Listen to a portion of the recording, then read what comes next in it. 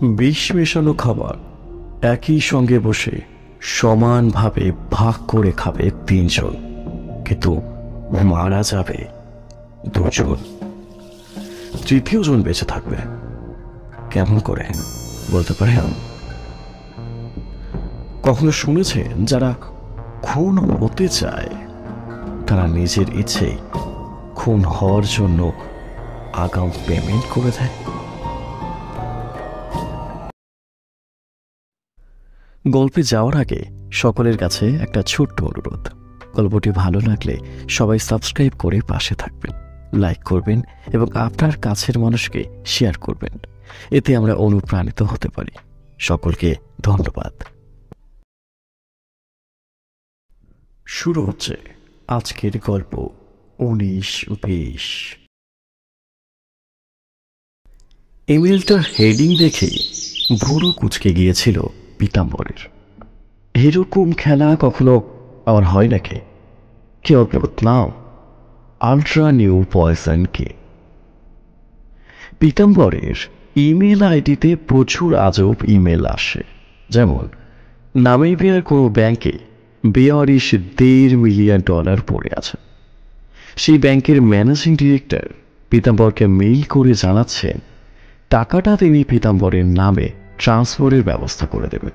এর জন্য কাগজপত্র যা যা দরকার সবই তিনি তৈরি করবেন। পীতাম্বরকে শুধু বাড়ির ঠিকানা আর ব্যাংক অ্যাকাউন্টের ডিটেলস জানাতে হবে।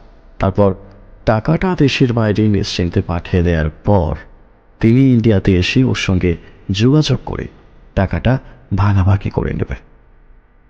আবার এমন মেইলও আসে যাতে এক সুন্দরী বিদেশিনীর ফটোগ্রাফ ও অন্যান্য তথ্য রয়েছে। তিনি ভারতীয় পাত্র খুঁজছেন। পাত্রের বয়স 30 থেকে 55-র মধ্যে হলেও আপত্তি নেই, আর বিপত্নী কিংবা ডিভোর্সি হলেও চলবে। পীতাম্বরের চেহারাটা ছোটখাটো, মাথায় বড় সড়ো টাক, বয়স 52 পেরিয়েছে, কিন্তু তা হলে কি হবে? মেয়েটির ছবি বেশ লোভ জাগায়। সঙ্গে সঙ্গে মনে পড়ে গেল স্ত্রী পদ্মাবতীর কথা। পদ্মাবতীর ব্যাপারটা আগে ভাবতে হবে। আজও বিয়ের প্রস্তাব ছাড়া সাংঘাতিক ডিসকাউন্টে নানান সফটওয়্যার কেনার প্রস্তাবও আসে ইমেলে। আবার পুরুষত্বকে তেজি করে তোলার বিচিত্র সব পদ্ধতির খোঁজখবরও পাঠায় নানান কোম্পানি। সাধারণত এসব মেইল পীতাম্বর খোলেন না, তাই এগুলো ইনবক্সে না এসে বাল্কে জমা হয়। যদি বাল্কের কোনো মেইলের টাইটেল পীতাম্বরের কাছে ইন্টারেস্টিং মনে হয় তবেই তিনি সেই মেইলটা খোলেন। যেমন এই আল্ট্রা নিউ পয়জন গেম। আজ পর্যন্ত এ ধরনের কোনো মেইলে সাড়া দেননি পীতাম্বর, কিন্তু এই পয়জন গেম এই মেইলটা দেখে মনে হলো এটা খুলে একটু নেড়ে চেড়ে দেখলে হয়। কিন্তু ঠিক তখনই পদ্মাবতীর ডাক। এ ডাক নেশির ডাক, অথবা তার চেয়েও বেশি। শুনছ? সুতরাং সঙ্গে সঙ্গে ইয়াহু থেকে সাইন আউট করলেন পীতাম্বর। চেয়ার পিছনে ঠেলে উঠে দাঁড়াতে দাঁড়াতেই চেঁচিয়ে বললেন, যাই। বয়স 50 পেরোলেও পীতাম্বরের সব ইন্দ্রিয় এখনো দিব্যি টকবকে। ফলে যে ক্ষিপ্রতায় তিনি পদ্মাবতীর ডাক লক্ষ্য করে শব্দভীতি বানের মতো ছুটে গেলেন সেটা অবাক করার মতো। পদ্মাবতী বেডরুমের দরজায় দাঁড়িয়েছিল। ওর গায়ে গোলাপি নাইটি জাতীয় যে বস্তুটি চাপানো রয়েছে সেটা বোধহয় কাঁচের তৈরি, অথবা গোলাপি রংটা পদ্মাবতীর গায়ের রঙও হতে পারে। বউকে অচেনা পুরুষের চোখ দিয়ে দেখতে চাইলেন পীতাম্বর। সত্যি এই সারা শরীরে শুধুই মার কাটারি বক্র রেখা। ওর দিকে তাকানো মাত্রই দুটো জিনিসের কথা মনে পড়ে, সুকুমার রায়ের খাই খাই কবিতার আবার খাও সন্দেশের কথা। কিন্তু পীতাম্বর তো অচেনা পুরুষ নন, 3 বছর আগে তাই ছিলেন। সুতরাং এখন পদ্মাবতীর দিকে তাকালে ও দুটো জিনিসের কথা ওর আর মনে পড়ে না, বরং মনে পড়ে কবিতায় পড়া ডাকিনী যোগিনী এলো কত নাগিনী লাইনটা। কিন্তু তা সত্ত্বেও পদ্মাবতীর নেশার টান এড়াতে পারেন না পীতাম্বর। কি করে যেন 30-এর এই মেয়েটা 52-র পীতাম্বরকে এখনো বশ করে রাখতে পারছে। শুধু মাঝে মাঝে ভেতরে ভেতরে উথলে ওঠা প্রচন্ড বিজয়ে ফেটে পড়তে চান পীতাম্বর, কিন্তু ওই পর্যন্তই। কোনো এক ম্যাজিকে এই মায়াবী মেয়েটা ওকে সামলে নেয়। যেমন এখন স্বামীকে কাছে ডেকে পদ্মাবতী যেভাবে হামলে পড়ে তাকে আদর করতে শুরু করলো, তাতে মেনকাও লজ্জা পাবে। পীতাম্বর অবাক হয়ে কাঠ কাঠ অবস্থায় আদর খাচ্ছিলেন আর ভাবছিলেন কতক্ষণ ব্যালেন্স রেখে সোজা হয়ে দাঁড়িয়ে থাকতে পারবেন। পদ্মাবতীর আদরের কোনো সীমানা নেই। তাছাড়া কত রকম কলাকৌশল যে ও জানে। ওর পাল্লায় পড়লে চিতায় ওঠা পুরুষও জেগে উঠবে। পীতাম্বরের মনে হচ্ছিল ব্যাপারটা ঠিক স্বামী স্ত্রীর আদর নয়, পদ্মাবতী কোনো ব্লু ফিল্মের শুটিংয়ে শট দিচ্ছে। সে যা দায় দিক, মনের অনিচ্ছা সত্ত্বেও পীতাম্বরের শরীর অনেকক্ষণ আগেই জেগে উঠেছিল। পদ্মাবতী তাকে মেঝেতে পেরে ফেলল। তারপর প্রবল ঝটাপটি করে ডাকিনী যোগিনীর মতো পীতাম্বরকে কাবু করে, বলতে গেলে ব্লোটিং পেপারের মতো শুষিয়ে নিল। একটু পরে পদ্মাবতী উঠে দাঁড়ালেও পীতাম্বর তুলো ঠাসা বোতলের মতো এলোমেলো হাত পা ছড়িয়ে মেঝেতে পড়ে রইলেন। বড় বড় শ্বাস নিয়ে হাঁপাতে লাগলেন। তৃপ্তিতে ঘুম পেয়ে যাচ্ছিল প্রায়, কিন্তু এখনই অফিসে বেরোতে হবে, কামাই করা যাবে না। তাই জোরে মাথা ঝাঁকুনি দিয়ে পদ্মাবতীর ঘুম কাটালেন পীতাম্বর। শরীরটা হাত পা গড়িয়ে খানিকটা হামাগুড়ি দিয়ে হাত পায়ে ভর দিয়ে ধীরে ধীরে উঠে দাঁড়ালেন। পদ্মাবতীর দিকে তাকালেন পীতাম্বর। সত্যি এসব ব্যাপারে ওর গ্যালির কোনো জবাব নেই।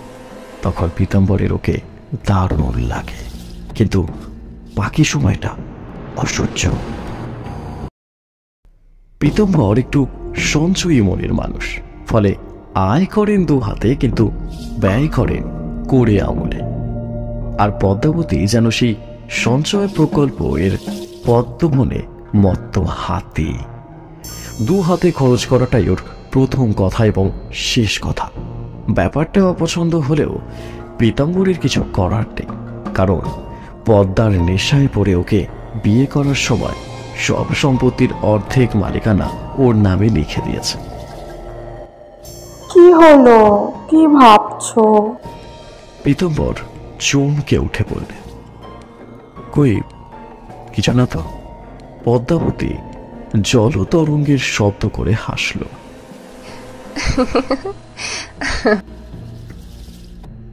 পীতাম্বরের সামনেই ড্রেস বদলাতে শুরু করল।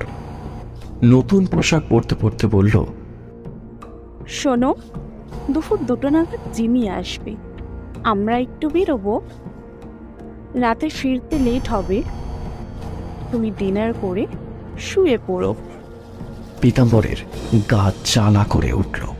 এই জিমিটার জন্যই পদ্মাবতীকে আরো অসহ্য লাগে। সেটার যেমন কুকুরের মতো নাম, তেমনই কুকুরের মতো স্বভাব। সব সময় পদ্মাবতীকে ঘিরে চুপ চুপ করছে, জিভ বের করে লালা ঝরাচ্ছে। পীতাম্বর ভালো করেই জানেন পদ্মাবতী ডিভোর্স চায় না, জীবেকে বিয়ে করতেও চায় না।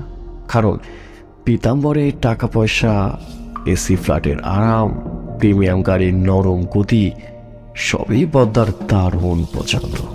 তার পাশাপাশি ওর দরকার একটা পোষা তেজি যুবক, যে সবসময় মুখ মুছে ওর ফরমাস খাটবে আর ওর প্রবল আহ্লাদের চাপে কখনো কাহিল হয়ে পড়বে না।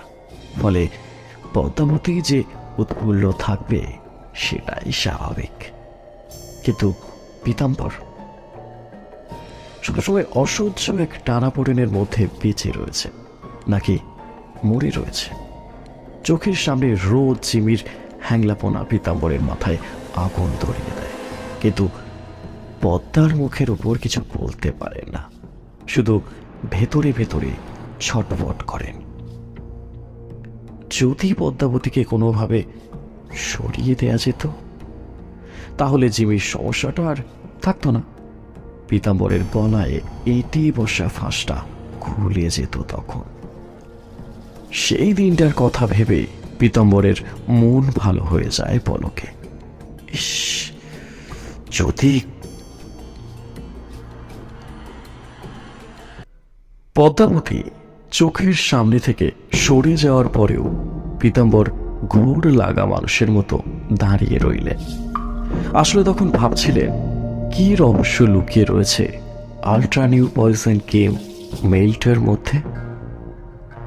বিষ মেশানো খাবার একই টেবিলে বসে খাবে 6 জন, কিন্তু মারা যাবে 4 জন। 2 জন দিব্যি বহাল তবিয়তে বেঁচে থাকবে। এটা কিভাবে সম্ভব? আপনি কি এই প্রশ্নের উত্তর দিতে পারেন? বিষ মেশানো খাবার একই সঙ্গে বসে সমানভাবে ভাগ করে খাবে 3 জন, কিন্তু মারা যাবে 2 জন, 3য় জন বেঁচে থাকবে। কেমন করে বলতে পারেন? বিষ মেশানো খাবার খেলো 3 জন, একজন মারা গেল, বেঁচে রইল 2 জন। বলুন কোন ম্যাজিকে এটা সম্ভব?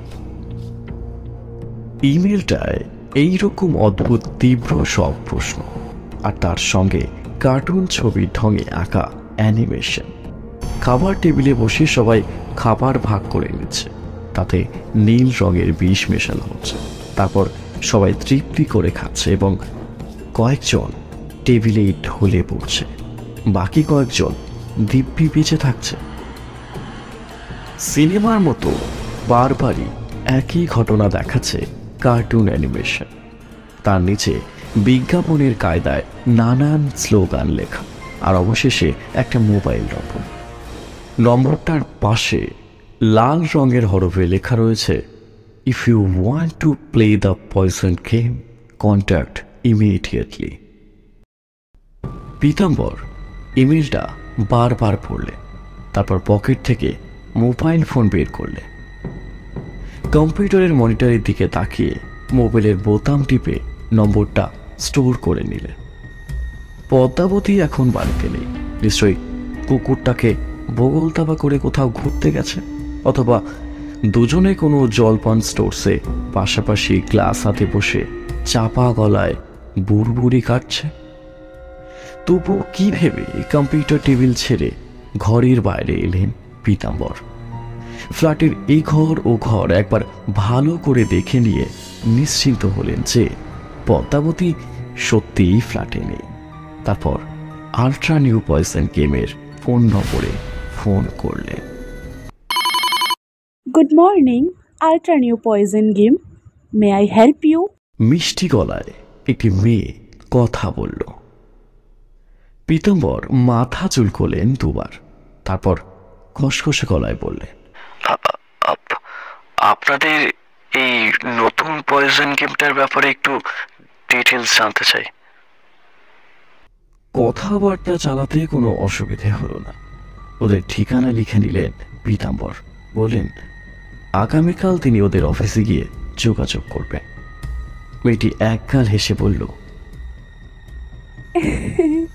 I welcome you to our game land, sir. পীতাম্বরের বুকের ভেতরটা ধক ধক শব্দ হচ্ছিল। বারবার ভাবছিলেন ব্যাপারটা কি শুধুই গেম, নাকি তার চেয়েও কিছু বেশি। এই কথা ভাবতে ভাবতেই পরদিন পয়জন গেমের ঠিকানায় পৌঁছে গেলেন পীতাম্বর, এবং ওদের দোকান কিংবা অফিস দেখে রীতিমতো হতাশ হলেন। থুতথুড়ে একটা 3 তলা বাড়ি কোনো রকমে সোজা হয়ে দাঁড়িয়ে আছে। তার বাইরের পলিস্তারা ঘষা নোনা ধরা চেহারাটা এমন যেন আগ মার্কা ভুতুড়ে বাড়ি। দেখে পীতাম্বরের মনে হলো জোরে ঝড়ঝাপটা এলেই কাঠামোটা হুড়মুড় করে খসে পড়বে। বাড়ির একতলা একটা ছোট দরজা, তার মাথাতেই একটা বড় সাইনবোর্ড, ওদের লেখা যথেষ্ট রংচটা হলেও পড়া যাচ্ছে রানীবালা চিকিৎসালয়। তার নিচে লেখা অব্যর্থ কবিরাজি ঔষধে বিশেষজ্ঞ। যারা দোকানের ঠিকানাটা শেষ লাইনে লেখা, কাঁচা হাতে নতুন রং বুলিয়ে ঠিকানাটা স্পষ্ট করা হয়েছে। ঢুকবো কি ঢুকবো না করেও দোকানের ভিতরে ঢুকে পড়ল পীতাম্বর। বাড়িটার বাইরের চেহারা যেমন ভেতরটাও তাই। সামনে তেল চিটে ধরা কাচের শোকেস কাম কাউন্টার, আর কাঁচগুলো সব ময়লা হলদেটে। কোনো কোনো ফাটা কাঁচ আঠা দিয়ে কাগজ জুড়ে মেরামত করা হয়েছে। ঘরের পিছনের দেয়ালে দুটো বড় বড় কাঠের আলমারি, আলমারির পাল্লায় কাঁচ বসানো, তবে কয়েকটা খোপে কাঁচ নেই। আর কয়েকটা ফাটা কাঁচ কাগজ সেটে সামাল দেয়া হয়েছে। কাঁচগুলো ময়লা হলেও তার ভেতর দিয়ে তাকে রাখা প্রচুর শিশি বোতল বেশ নজরে পড়ছে। ডান দিকের আলমারির পাশ ঘেঁষে একটা সরু পথ, পথের মুখ কালো পর্দায় ঢাকা। পীতাম্বর ঘরটা খতিয়ে দেখতে লাগলেন। ঘরের ফাঁকা দেয়ালের বেশিরভাগ অংশই নানান ঠাকুর দেবতার ক্যালেন্ডারে ঢাকা। সিলিংয়ে ক্যাচ ক্যাচ শব্দ করে একটা বেঢপ মাপের পাখা ঘুরছে, তার হাওয়ায় ক্যালেন্ডারগুলো ছটফটে পাখির মতো উড়ছে। ঘরে কাউকে দেখতে পেলেন না পীতাম্বর। ভুরু কুঁচকে গেল, তাহলে কি চলে যাবেন? কিন্তু ঠিকানাটা তো ঠিক মিলছে।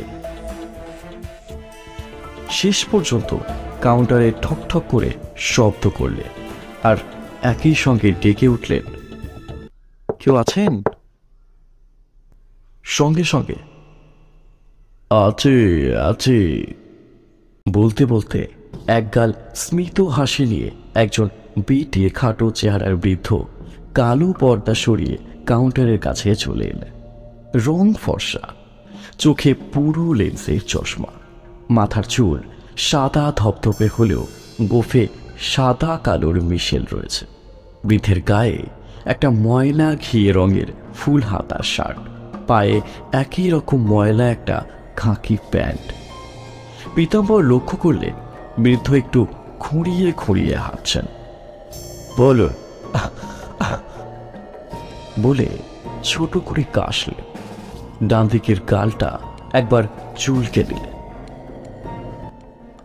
আমার ইমেলে আপনাদের একটা গেম, মানে আলট্রা নিউ পার্সন গেম, তার একটা অ্যাড দেখেছে। পীতাম্বর ইতস্তত করে একটু থামলেন। বৃদ্ধের উজ্জ্বল চোখ সরাসরি ভেদ করল পীতাম্বরকে। একটু হেসে যেন ভয় দিয়ে বললেন,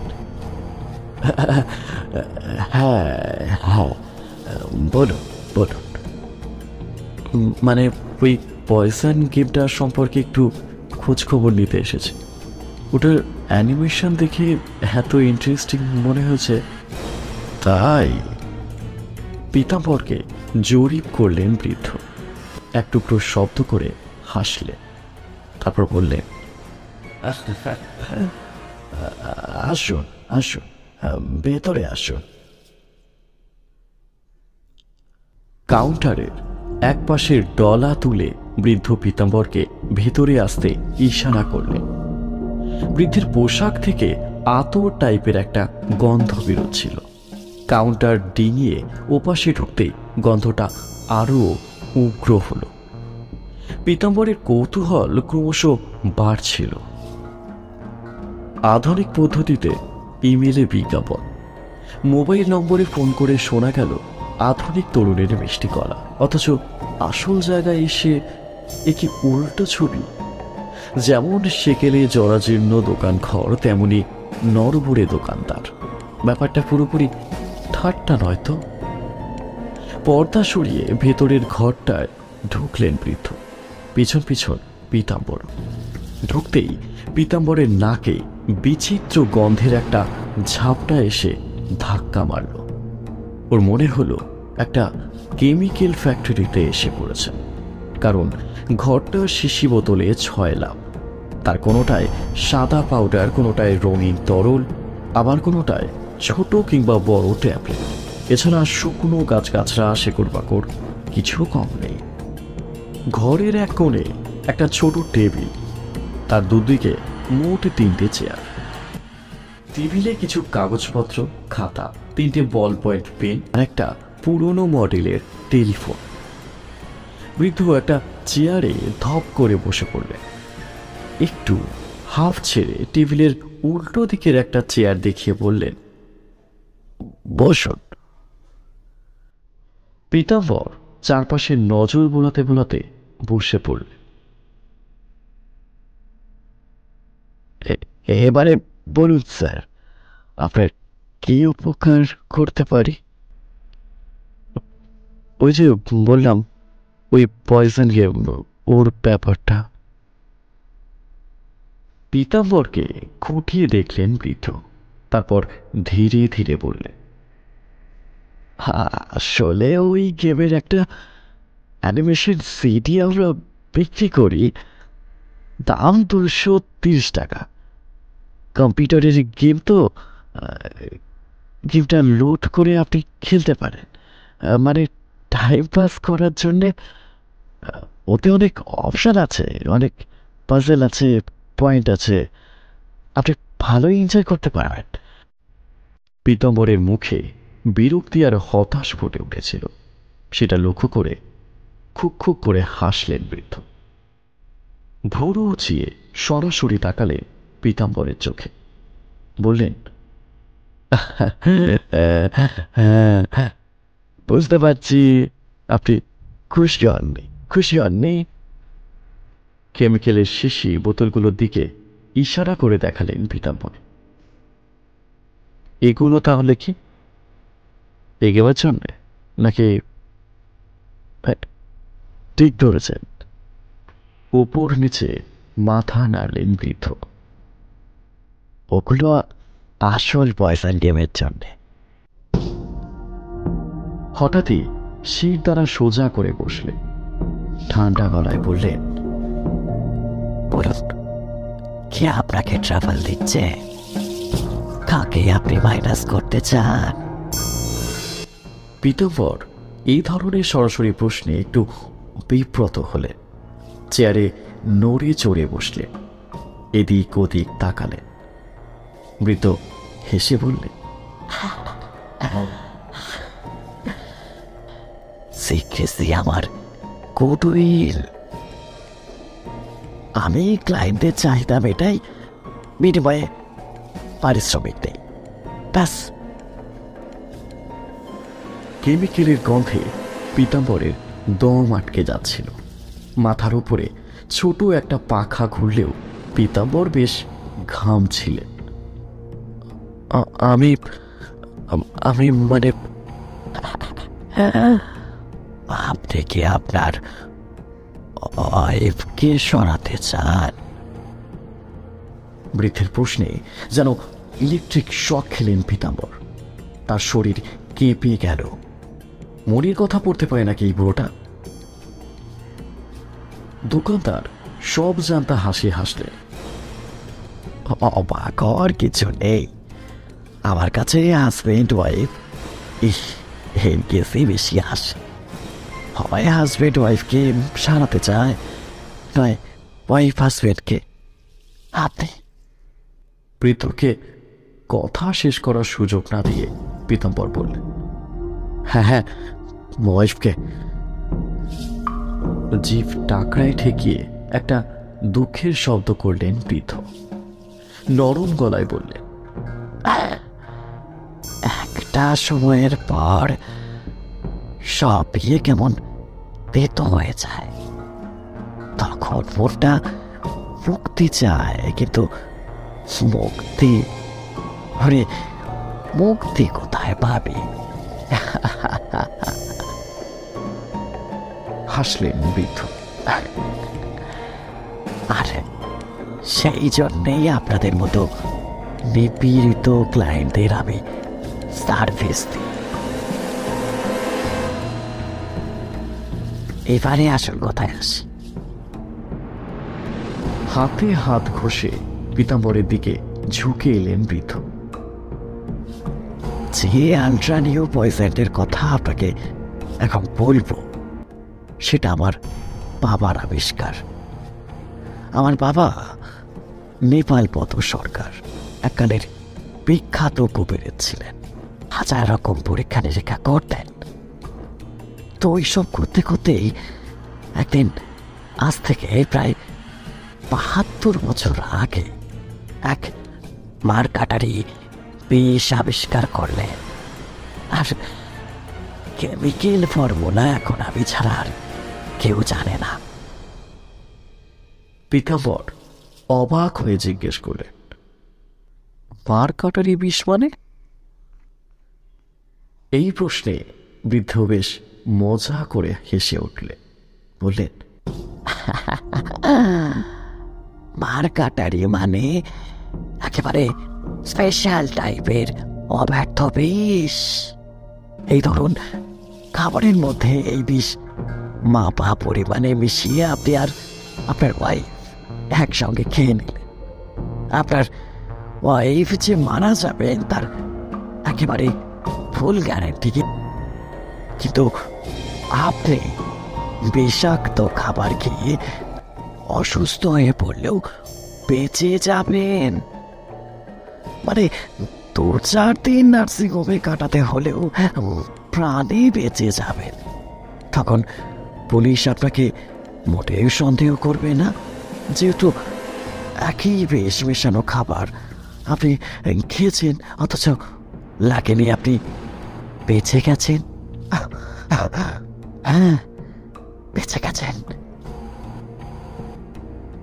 ব্যাস, তখন মুক্তি এবং মনের মতো করে নবজীবন শুরু। এক কথায় আনন্দের আর সীমা নেই। কি বলেন? পীতাম্বর মন্ত্রমুগ্ধের মতো বৃদ্ধের কথা শুনছিলেন। এসব কি রূপকথা নাকি বাস্তব?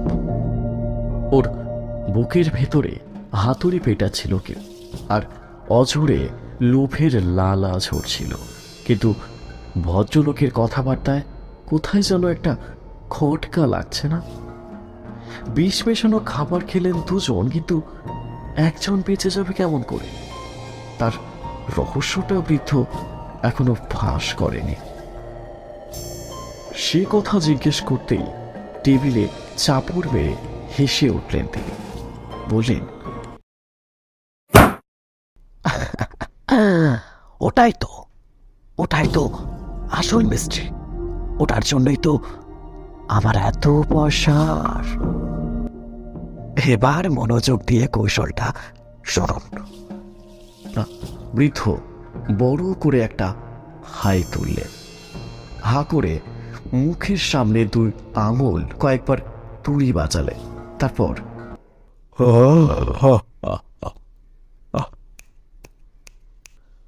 ওই বিষটার একটা অ্যান্টিডোট, মানে প্রতিষেধক বাবা তৈরি করতে পেরেছিলেন। আসলে সেটাও এক রকমের হালকা বিষ। বিষ মেশানো খাবার খাওয়ার আগে ঠিক 3 ঘন্টা আগে ওই অ্যান্টিডোটটা খেয়ে নিতে হবে। তাহলেই আপনি গেলেন পুরোপুরি সুরক্ষিত। তখন মনের আনন্দে বিষ মেশানো খাবার খান, নো প্রবলেম। তবে হ্যাঁ, মাথা চুলকোলেন বৃদ্ধ, চলে হাত বোলালেন। বললেন, তবে হ্যাঁ, একটু কষ্ট তো হবেই। আপনি বিষ মেশানো খাবার খেয়ে অসুস্থ হয়ে পড়বেন, নার্সিংহোমে যাবেন, জীবনে একটু টানাটানি হবে, কিন্তু শেষ পর্যন্ত চমড়া জিতবে না, আপনিই জিতবেন। আর বুঝতেই পারছেন আপনাকে সন্দেহ করার কোনো প্রশ্নই উঠবে না।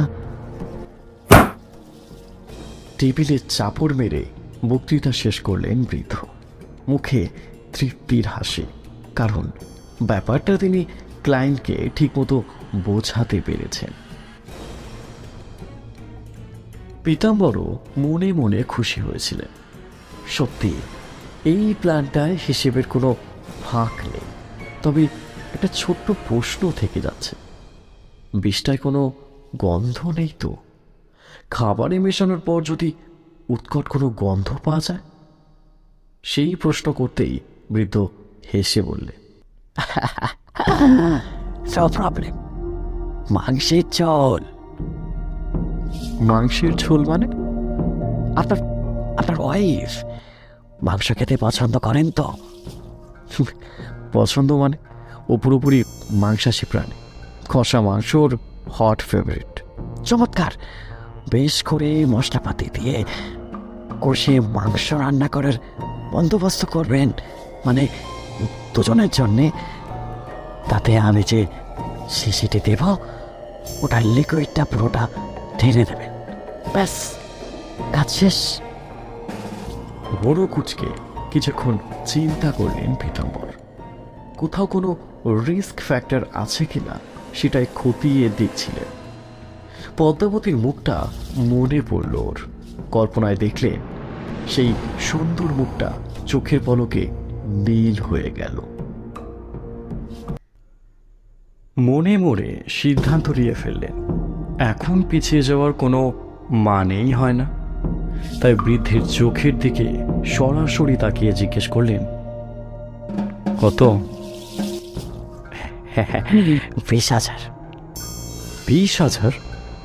হ্যাঁ হ্যাঁ স্যার, 20,000। হাসলেন বৃদ্ধ।